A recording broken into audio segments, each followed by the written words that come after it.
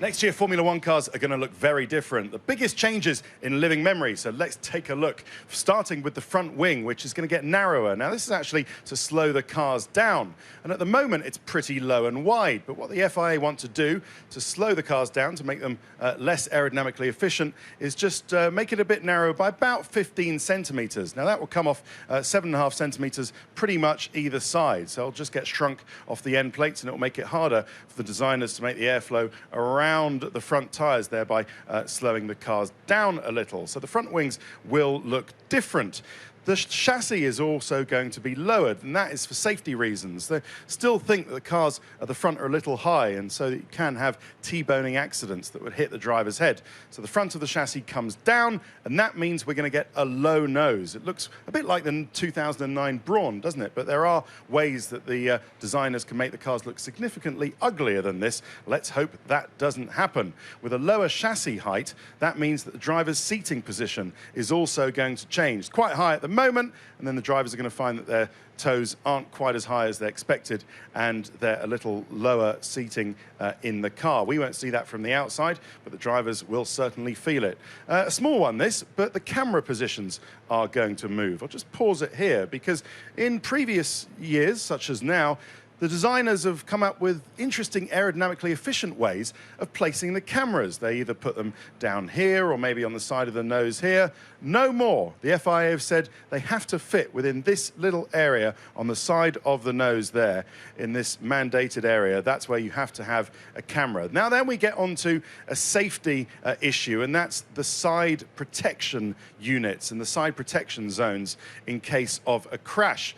On the right side, as we look at it, you can see what they have this year, 2013. There you can see it's quite a narrow side pod entry, but for two reasons. Firstly, because we're going to need to have bigger radiators to manage the heat from these new engines and power units, and also because the FIA always want to make the cars safer in the case of a side impact. They've made these side pod entries bigger. They've actually been designed by Red Bull for the rest of the grid, this one here. And it is stronger and can withstand more of an impact than this year. So that is something that you will notice on the cars next year. Now let's move to the engine. This is really the biggest change that we've seen in Formula One in many years since the advent of V12s and turbos in the 80s, because turbochargers are back. There's also a change to the gearboxes, which rather than having 7 gears this year, we'll actually have 8 gears next year. So the gearbox, of course, is at the back. It's not pictured here. There's the small 1.6-litre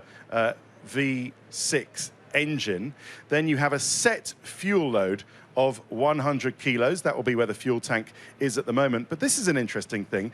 This is the KERS battery, the Energy Recovery System battery.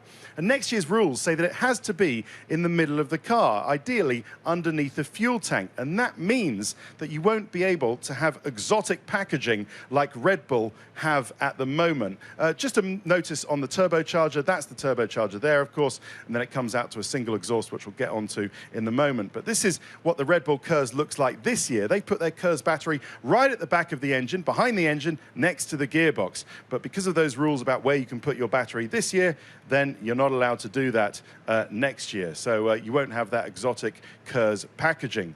Now let's talk about the rear wing. Again, we can see just the exhaust centrally exiting the bodywork there. But we're going to lose what we call the rear beam wing. And that, again, is to provide less downforce to try and slow the cars down. But, of course, you need something to hold the rear wing up. So that's where we're going to put these two pillars in the center here. And also the rear wing angle. The flaps actually get shallower.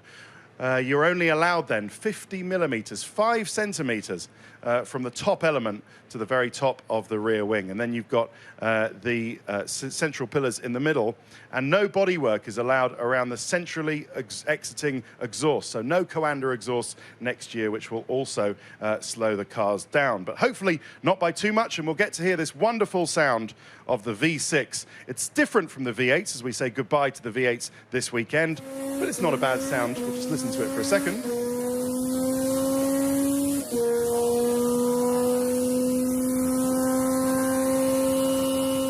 Lots of torque, lots of power, energy recovery systems, hybrid systems, much more relevant to the road cars of today. Very interesting days ahead in 2014.